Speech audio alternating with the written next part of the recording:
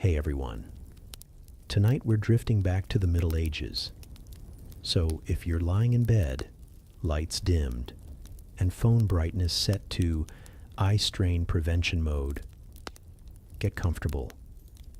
This story isn't going anywhere fast, which, to be honest, is very much in the spirit of medieval Europe itself. Now, let's talk about children. Not the royal heirs wrapped in silk, paraded through drafty castles, and given names like Henry V of his name. No. Tonight we're looking at the other children. The ones who weren't expected. The ones who arrived in far less respectable circumstances.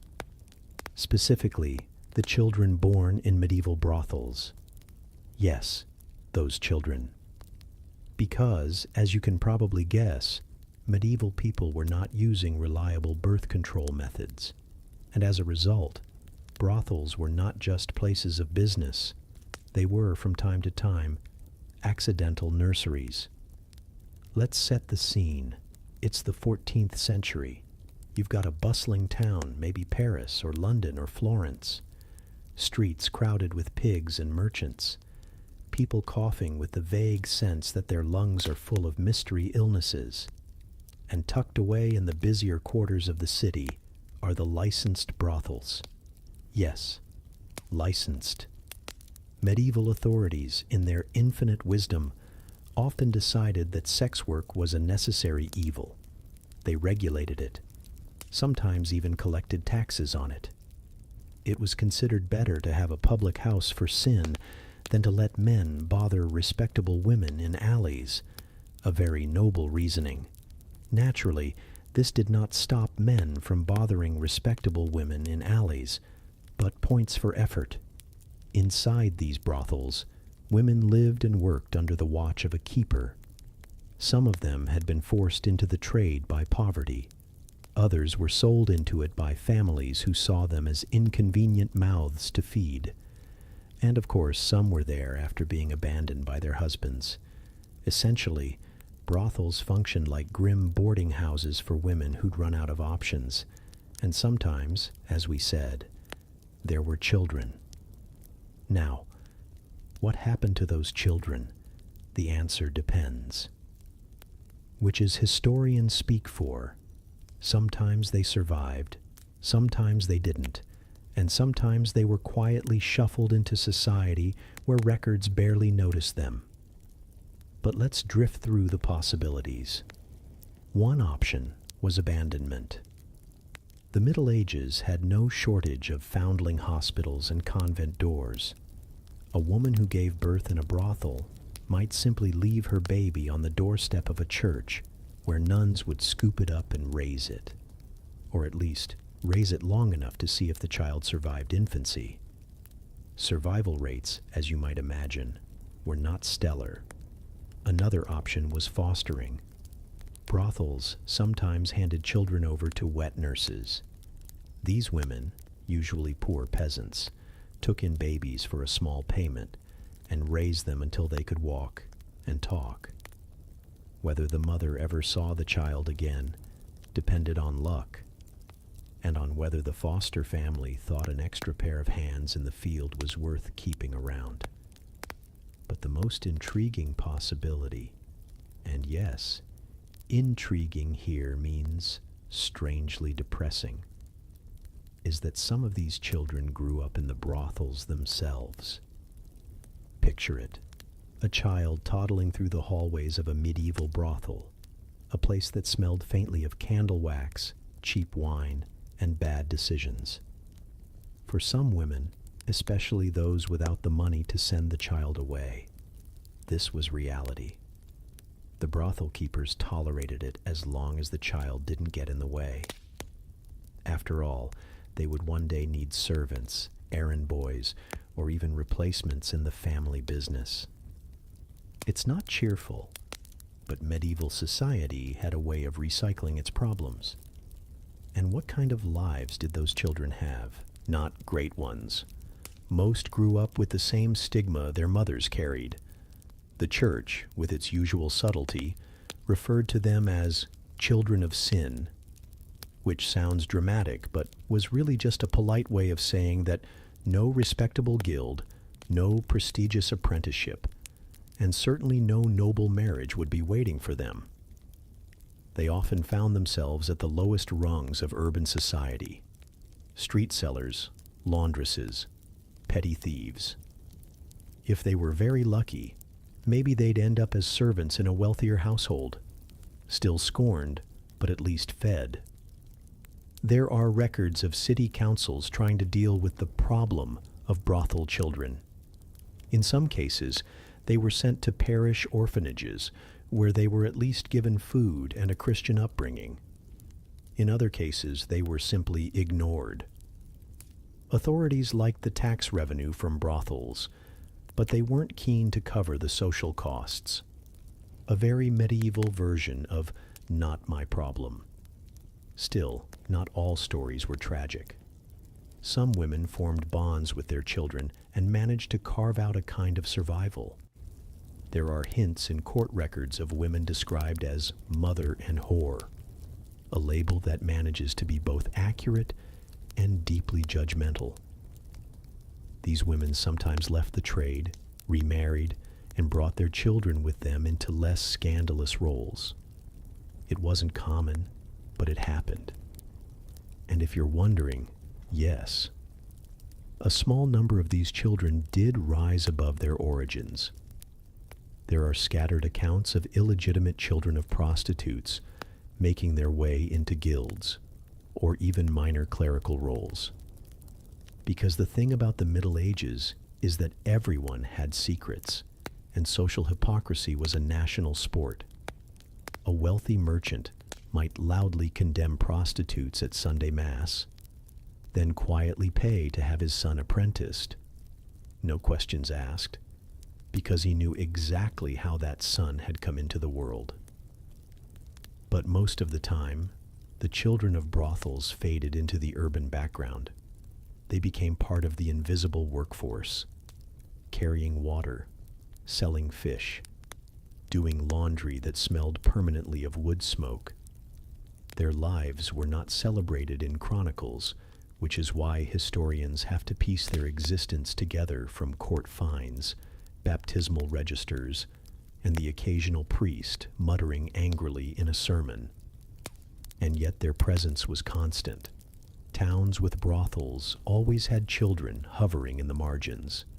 They were reminders that the necessary evil had consequences, consequences that cried at night and needed to be fed.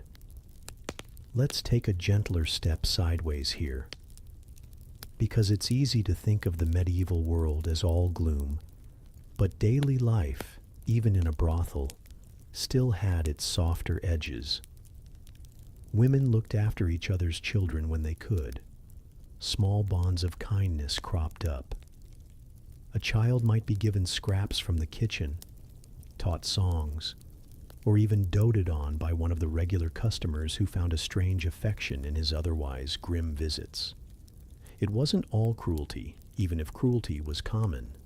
And it's worth remembering that medieval people didn't think of children the way we do today. Childhood as a protected, innocent phase of life was not really a concept. A child was simply a small, unfinished adult, which meant that a baby in a brothel was not viewed as shocking in quite the same way it might be now. Unfortunate, yes. Shameful, certainly, but not unimaginable. So, what happened to the children born in medieval brothels? The simplest answer is that most lived hard, overlooked lives. Some were abandoned and grew up in convents. Some were fostered out to peasants. Some stayed with their mothers and became part of the brothel household. A handful managed to climb a little higher.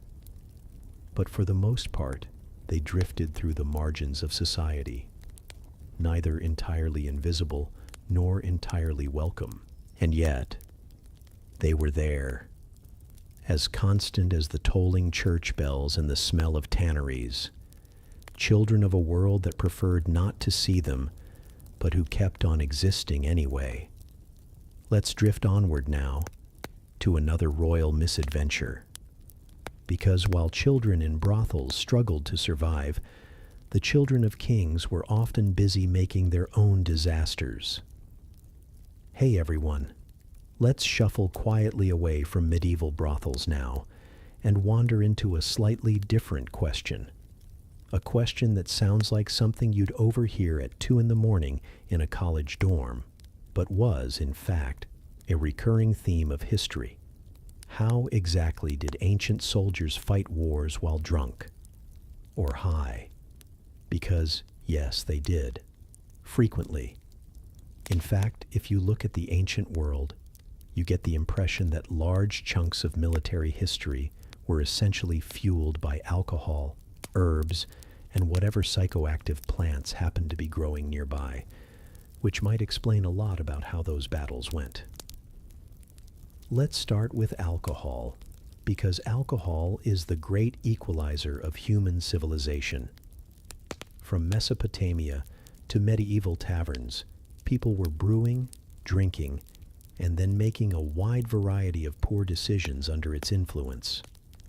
Ancient armies were no exception. In fact, soldiers were often paid in alcohol. The Roman army famously handed out wine rations. The Egyptian army had beer rations, and the Mesopotamian army also had beer rations. Do you sense a pattern? The logic was simple. Alcohol didn't spoil the way water did. It killed off some bacteria, and it kept morale from collapsing entirely.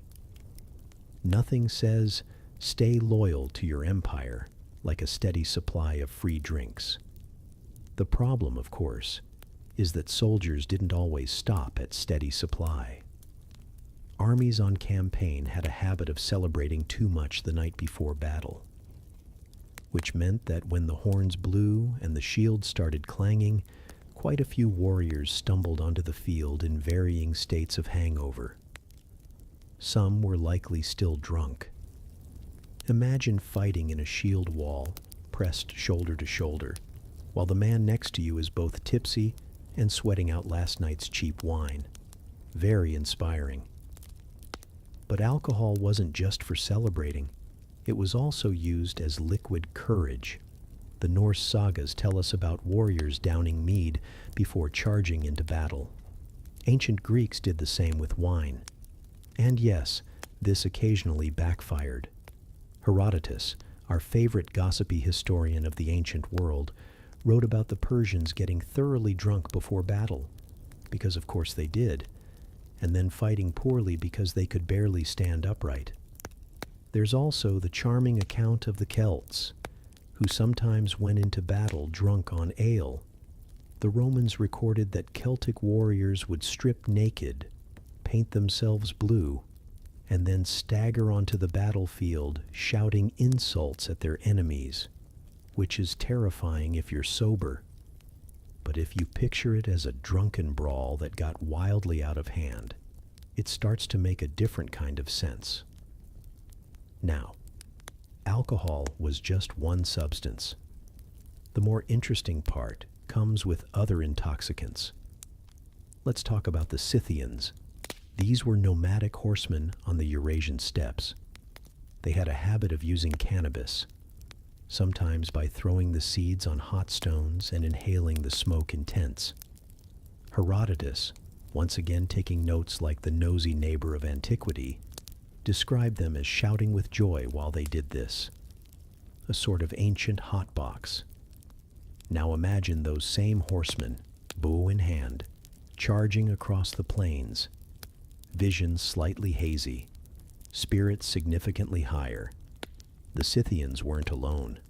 Various Germanic and Celtic tribes are thought to have experimented with mushrooms. Not the kind you saute in butter, but the hallucinogenic kind. Amanita muscaria, the red and white spotted mushroom you might recognize from fairy tale illustrations, was reportedly used in rituals and possibly in battle. Did it make them braver? Possibly. Did it make them see glowing patterns in the sky while trying to swing an axe? Almost certainly. And then, of course, we arrive at the Vikings. Ah, the berserkers. those legendary warriors who fought in a frenzy, seemingly immune to pain and terrifyingly unstoppable. Later accounts suggest that berserkers may have used some kind of psychoactive substance before battle. Scholars have debated whether it was alcohol, hallucinogenic mushrooms, or even henbane, an herb that can cause delirium and aggression. The truth is, we don't know for certain. What we do know is that berserkers terrified their enemies, fought with reckless abandon, and sometimes attacked their own allies by mistake, which suggests that whatever they were on, moderation was not involved. It wasn't just Europe. Let's glide east for a moment. In India, there are accounts of warriors drinking soma. Soma was a ritual drink used in Vedic culture, praised in hymns, and believed to give strength and divine inspiration. Historians still argue about what soma actually was. Maybe a plant, maybe a mushroom, maybe some kind of fermented concoction. But whatever it was, it left drinkers feeling like they could chat with the gods, which is a nice mindset to have before charging into battle with spears. And in South America, some pre-Columbian societies made use of coca leaves. These were chewed to fight fatigue and hunger, providing a steady supply of energy. Imagine marching for days through the Andes, your stomach empty, your lungs burning in the thin air, and coca leaves keeping you upright long enough to fight when you arrived. Soldiers weren't exactly high in the modern sense, but they were chemically enhanced. Now you might wonder, did this actually work? Did being drunk or high make you a better soldier? The answer is, sometimes. Alcohol dulled fear and pain. Psychoactive plants created a sense of invulnerability. A soldier convinced he was invincible might charge headlong into danger, which in ancient battlefields was occasionally useful. Terrifying your opponent was half the game, but the downside was obvious. Coordination suffered, discipline broke down. Armies that relied too much on intoxication often lost to armies that relied on, well, basic sobriety. The Romans, ever practical, noticed this. They drank wine daily, but they frowned on excessive drunkenness before combat. They preferred their soldiers slightly buzzed, not sprawled in the mud. Still, the practice never disappeared. Soldiers continued to use substances throughout history. Early modern armies had rum rations. Napoleonic soldiers drank brandy. World War II soldiers used amphetamines. By the 20th century, military intoxication had simply shifted from natural plants to industrial chemicals. Humans, it seems, have never liked going into battle entirely sober. Let's pause and imagine it softly. An ancient battlefield at dawn, the grass wet with dew, men lining up with spears, shields, or axes. And mixed among them, some sober, eyes sharp, nerves steady. Others, swaying slightly, eyes glassy, confidence suspiciously high. Behind them, commanders muttering prayers, hoping the gods will favor their side. The first clash comes. Spears jab, shields slam. Somewhere in the chaos, a man laughs too loudly, swinging wildly, because he has consumed half a wineskin before dawn. Another stumbles, not from a wound, but because the world is gently spinning. And yet, enough of them keep fighting. Enough of them push forward. Wars were won and lost this way, not because intoxication was effective, but because it was human. Soldiers drank, soldiers smoked, soldiers chewed herbs, not because it was strategically brilliant, but because fear is overwhelming, and dulling fear, even imperfectly, was worth the risk. So, how did ancient soldiers fight wars while drunk or high? The answer is enthusiastically, clumsily, sometimes brilliantly, and often disastrously. They fought with ale in their bellies, wine on their breath, mushrooms in their bloodstream, and gods in their minds. And the strange part is, despite the chaos, battles still happened. Empires still rose and fell. Cities still burned. Which means that for all their intoxication, soldiers managed to keep history stumbling forward. Let's drift onward now to another corner of the past. Because while ancient warriors were drinking themselves into courage, medieval royalty was quietly drinking themselves into poor health. And yes, we're going to talk about inbreeding. Hey everyone, let's drift quietly away from the blood-spattered battlefields of ancient warriors and step into something altogether more morbidly domestic. The Victorian parlor. Lace curtains, stiff furniture, and an atmosphere of polite gloom. Because tonight we're asking the question, why did Victorians take photos with dead bodies? Yes, this was real. Entire families gathered around their dearly departed relative, dressed them up, combed their hair, and posed for a formal portrait. And you may be wondering, why? Why would you want the last family memory to feature Aunt Margaret looking like she's auditioning for the role of slightly wilted mannequin? Well, the answer, as always with the Victorians, is a mixture of sentimentality, technology, and a pinch of unsettling taste. Let's set the stage. It's the mid-19th century. Photography is still new, still magical. The daguerreotype had arrived in the 1830s, giving people for the first time a way to capture likenesses in incredible detail. Before photography, portraits were expensive.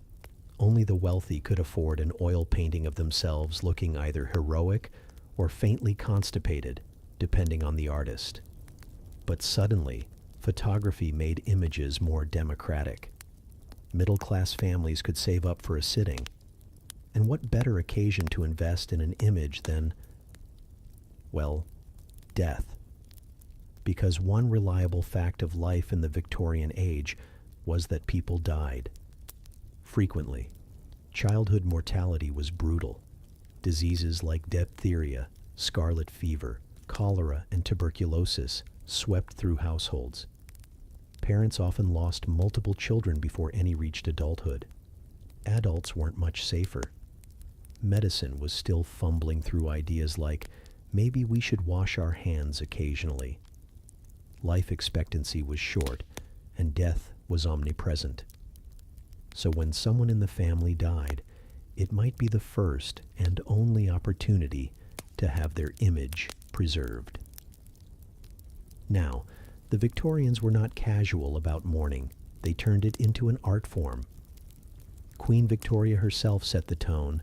After Prince Albert died in 1861, she wore black for the next 40 years, effectively inventing the fashion statement of permanent widowhood. The entire culture followed her lead, adopting elaborate mourning rituals. Black crepe, jet jewelry, mourning cards, and yes, photographs. These photographs were often called memento mori, which means, remember you must die. A cheerful motto, though the tone was less about cheer and more about pious reflection. The idea was that death was not the end, but a passage. Having a portrait of the deceased was a way of keeping their memory alive. And so, families brought their dead into the studio. Or sometimes the photographer brought the studio to the dead. How did this work? Well, the body would be washed and dressed in fine clothes. Children might be dressed in their best frocks, sometimes with flowers placed gently in their hands. Adults were often positioned in chairs, with eyes closed, looking as though they were merely sleeping. In some cases, eyes were painted onto the photograph afterward, giving the illusion that the subject was awake. Which sounds creepy now, but in the 19th century, it was considered touching. There were even stands, discreetly placed behind chairs, to prop up the body and keep it upright during long exposure times. Though, Despite internet myths, most standing corpse photos were actually just living people trying not to blink for 30 seconds. The dead were usually seated or laid out. Still, the fact that such stands existed tells you that Victorian portraiture was not squeamish. And then the family would gather around. Brothers, sisters, parents, sometimes smiling faintly, sometimes looking solemn. Everyone arranged carefully so that the deceased blended into the family tableau.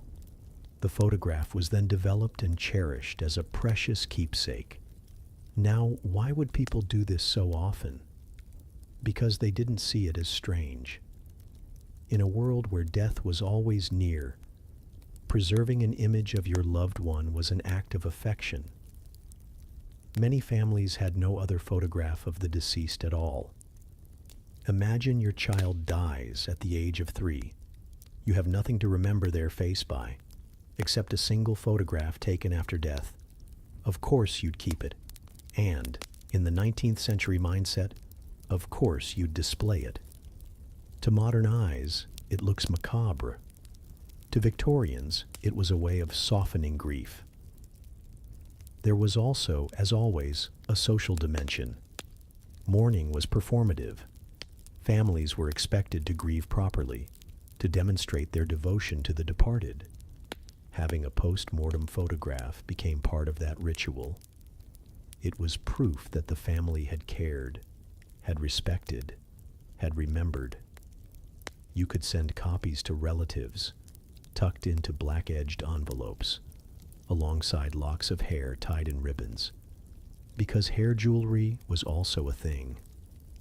Yes, people wore brooches woven from the hair of their dead loved ones. The Victorians never did subtlety in grief. And here's the sardonic irony. Some of these photographs are astonishingly beautiful. Children posed with flowers, faces peaceful, families arranged with tenderness.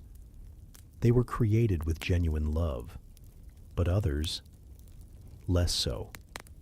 Occasionally the result was stiff, unsettling, or just plain awkward.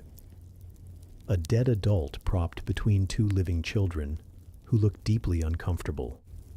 A corpse carefully painted with artificial pupils that somehow look like they've just seen the abyss and are unimpressed. The line between touching and eerie was very thin. Naturally, some photographers specialized in this trade.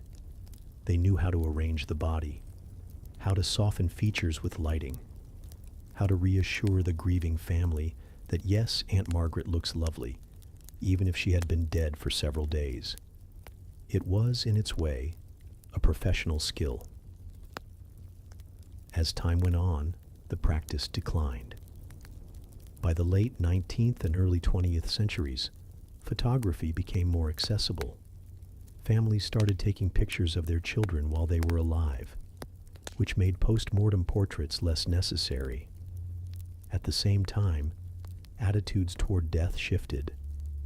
The 20th century preferred to hide death away, sanitize it, keep it out of the living room. The era of propped-up corpses in parlors faded, but the photographs remained. Thousands survive in collections today. Auction houses occasionally sell them, often mislabeled by hopeful sellers as sleeping child. Museums hold them, historians study them, and internet corners delight in reposting them as proof that Victorians were creepy. Which, yes, they were, but they were also practical, sentimental, and desperate to hold on to memory in a world where memory slipped away quickly. So, why did Victorians take photos with dead bodies? Because photography was precious, because death was constant, because mourning was public, and because, for a society surrounded by loss, capturing a face, one last time, was an act of love. It may seem unsettling to us, scrolling past glossy selfies and filtered sunsets. But for the Victorians, death was not an interruption to life. It was simply part of the family album. Let's drift gently onward now, away from morning parlors and stiff photographs and into yet another odd corner of history. Because if the Victorians preserved their dead in photos, the medieval royals were preserving their bloodlines in ways that were far less flattering. Yes, it's time for inbreeding. Hey everyone, let's leave behind the lace curtains of Victorian mourning for something a little heavier, quite literally heavier. Tonight, we're turning our attention to what happened after medieval kings themselves died. Because if you think modern funerals are elaborate, you haven't seen what medieval royalty went through. Death, for a king, was not just an end. It was a logistical nightmare. Bodies had to be displayed, paraded, embalmed, occasionally boiled, occasionally stolen, and occasionally misplaced. Yes, misplaced. You'd think someone would keep better track of monarchs, but the Middle Ages had a casual relationship with storage solutions. Let's start with the immediate problem: the body itself. Medieval kings, like the rest of us, had an unfortunate tendency to decompose. This was inconvenient, because royal funerals needed time. You couldn't just bury a king the next morning.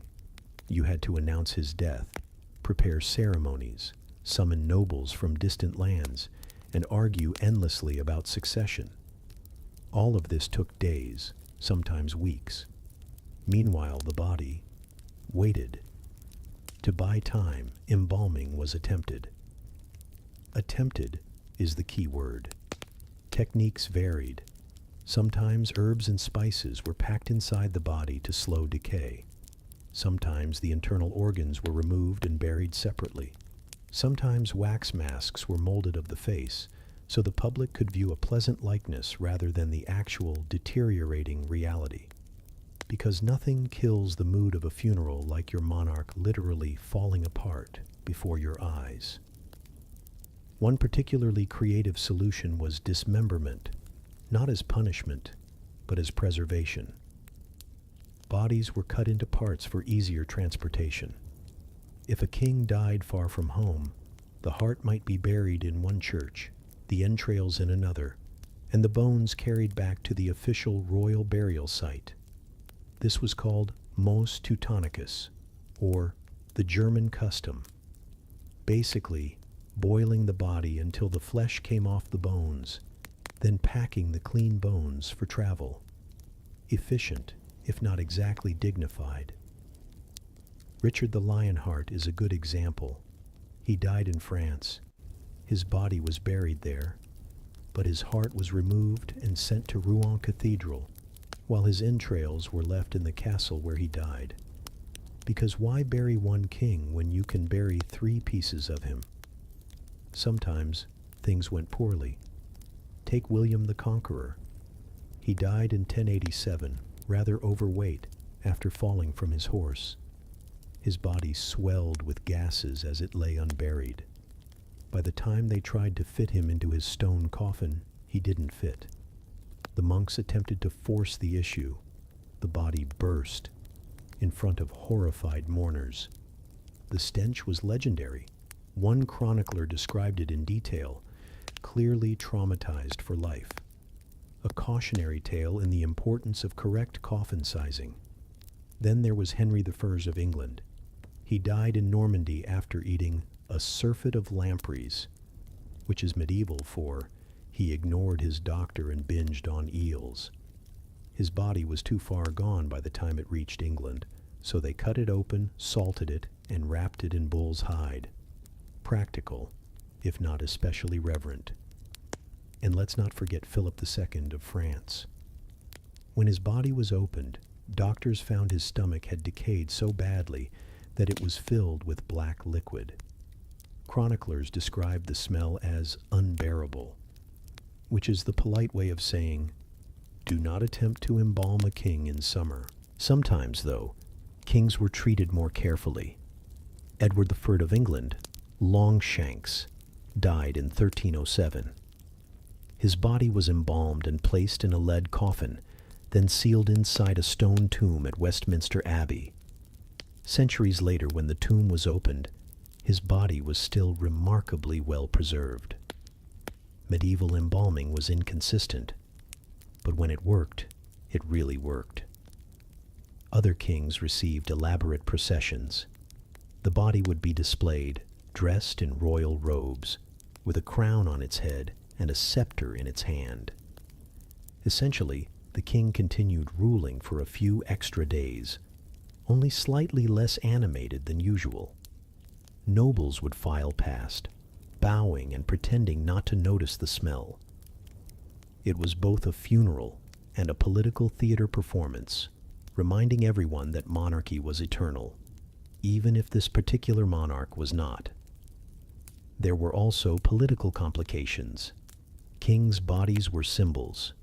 Whoever controlled the corpse often controlled the message. Sometimes rival factions fought over where a king should be buried. Was he to lie with his ancestors, or in the cathedral he founded, or in the city that claimed him? Moving the body could take years of negotiation. Occasionally it ended in outright theft. There are tales of monks smuggling royal bones to their own monasteries, claiming divine visions as justification. Because nothing says holy relics like half a decomposed monarch. Even centuries later, kings weren't always left in peace. Tombs were opened, relics redistributed, bodies reburied. During the French Revolution, royal graves at Saint-Denis were desecrated, coffins smashed, bones scattered. Medieval kings who had once ruled vast territories were reduced to anonymous fragments, shoveled into pits. Time is not always kind, even to royalty. And then there is the curious matter of display. Sometimes the body was shown not just to courtiers, but to the public. Funerals were processions through streets, allowing commoners to see their monarch one last time. Wax effigies became popular when the real thing became too unpleasant. In some cases, the effigy outlasted the body by centuries. Visitors to Westminster Abbey could view wax likenesses of monarchs long after the actual corpses had settled into dust beneath the floor. A strange kind of immortality. Less eternal life, more eternal Madame Tussauds. So what happened to the bodies of medieval kings after death? They were embalmed, or salted, or boiled. They were dressed in robes and given crowns for their final audience. They were divided into organs, bones, and hearts, scattered across cathedrals like royal souvenirs. They were burst, misplaced, stolen, and occasionally preserved by sheer accident. And all of it was done with the goal of reminding the living that kingship never really ended. Only kings did. It's ironic, really. These men spent their lives obsessed with power, legitimacy, and legacy. And yet, in death, they were reduced to logistics, to the practicalities of decomposition, the difficulties of transport, and the creativity of medieval morticians. But perhaps that's the truest royal lesson of all. No matter how many castles you conquer, no matter how many titles you claim, eventually someone has to decide whether to bury your heart separately. Let's drift onward now, because if kings were falling apart after death, their dynasties were often falling apart while alive. And nothing highlights this quite like the tangled webs of royal inbreeding. Welcome back. Last time, we watched medieval kings fall apart after death. But tonight, let's look at what happened to them while they were alive. Specifically, to their faces, their jaws, their health, and their family trees. Yes, we're diving into royal inbreeding, because Europe's monarchs spent centuries marrying cousins, and uncles, and nieces, and sometimes both. Royal family trees weren't trees at all. They were more like wreaths, looping endlessly back onto themselves until nobody could tell who was related to whom anymore. Spoiler: everyone was related to everyone. And while the goal was to keep pure dynasties, the result was often less than pure. Strange appearances, weak immune systems, infertility, and in some cases, jawlines so large that chewing food was a genuine challenge. Let's start with the Habsburgs. If inbreeding were an Olympic sport, the Habsburg dynasty would take gold, silver, and bronze because they'd be competing against themselves. This royal house ruled much of Europe for centuries, from Spain to Austria. And their marriage strategy was simple. Don't look outside the family. Cousins married cousins. Uncles married nieces. At one point, the family tree looked like a badly scribbled circle. The most infamous result was Charles II of Spain, who ruled in the late 1600s. His nickname? El Hechizado, the Bewitched. People genuinely thought he was cursed. Charles had the infamous Habsburg jaw, a protruding chin so large it interfered with speech and eating. He struggled with epilepsy, infertility, and numerous illnesses. Doctors described him as unable to chew properly and barely able to produce coherent sentences. He died at 38, leaving no heirs. Generations of genetic recycling had finally collapsed the dynasty. Modern studies of his family tree estimate that more than 25% of his DNA was identical on both sides. For reference, a child of siblings would have about 25% genetic overlap, meaning Charles II was, genetically speaking, the result of centuries of near incest. But the Habsburgs weren't alone. Take Cleopatra of Egypt. Long before medieval Europe, the Ptolemaic dynasty was already experimenting with family-only unions. Cleopatra's ancestors frequently married their siblings, believing it preserved divine bloodlines. By her time, the family had spent nearly 3 centuries folding back into itself. Cleopatra herself likely had fewer distinct great-grandparents than most of us have uncles. And then there was the pharaoh Tutankhamun, better known as King Tut. DNA analysis of his mummy revealed clubfoot, scoliosis, and cleft palate. Scientists believe his parents were brother and sister. He died at just 19, physically frail and plagued by multiple health problems. For all the golden treasures in his tomb, his body told a less glamorous story. Back to Europe. The English monarchy also dipped into the cousin marriage pool, though less dramatically than the Habsburgs. Still, royal inbreeding left its mark. King George III, he of the American Revolution fame, suffered from recurring bouts of madness. While modern historians argue about whether it was porphyria or bipolar disorder, it's worth noting that generations of royal intermarriage hardly helped his genetic odds. Even Queen Victoria's descendants carried problems. She was a carrier of hemophilia, a blood clotting disorder. The royal disease spread through her children into the royal families of Russia, Spain, and Germany. It caused suffering, early deaths, and in some cases, shaped political history. Tsarevich Alexei, the hemophiliac son of the last Russian Tsar, became the focus of Rasputin's mystical influence, a thread that arguably helped unravel the Romanov dynasty itself. But back to the extreme cases. Let's revisit Charles II, because he really deserves his own tragic spotlight. Contemporary accounts say he couldn't speak until the age of 4, couldn't walk until the age of 8, and was considered intellectually disabled throughout his life. His autopsy revealed a misshapen skull, a single shriveled testicle, and a body riddled with deformities. Chroniclers were blunt. The King of Spain was incapable of ruling, incapable of producing heirs, and incapable of sustaining the dynasty. When he died, the War of Spanish Succession erupted because no one could decide who should inherit his empty throne. Europe tore itself apart in conflict. Centuries of cousin marriages ended not in stability, but in chaos. So yes, inbreeding wasn't just a biological disaster, it was a political one. What's striking is how normal this seemed at the time. For royals, marrying outside the family was considered dangerous. Foreign alliances mattered, but so did keeping land and titles in the blood. The closer the match, the better. The idea of marrying a stranger from outside nobility was scandalous. Better a cousin than a commoner. And yet, for ordinary people, marrying within the family was frowned upon.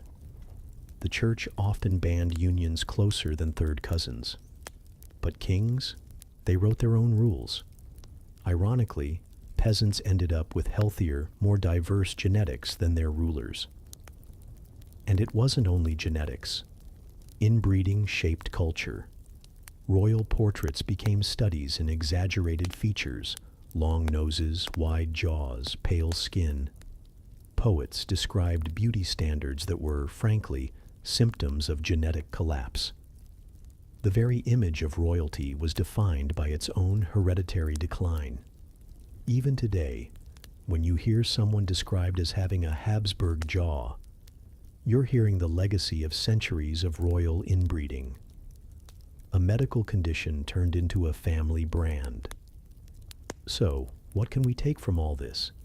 Royal dynasties believed they were preserving their bloodlines, but in reality, they were slowly poisoning them. Kings and queens who ruled vast territories couldn't walk without assistance. Heirs to thrones couldn't chew food properly. The mightiest empires were undone by something as small as hemophilia. In the end, the crowns were golden, the castles were grand, but the bodies inside them were fragile, crumbling under the weight of their own ancestry. And perhaps the strangest irony of all? While kings and queens fought desperately to keep their bloodlines pure, the healthiest monarchies, the ones that lasted, were often those that dared to marry outsiders. The strength of nations was never in purity. It was in diversity, a lesson the Habsburgs, the Ptolemies, and the Pharaohs never learned, until it was far too late. Now, let's leave these haunted bloodlines behind. Next time, we'll step back from the dynastic bedroom and peek into the royal nursery. Because if kings were weak and cursed as adults, what were their childhoods like? Spoiler, not as pampered as you might think.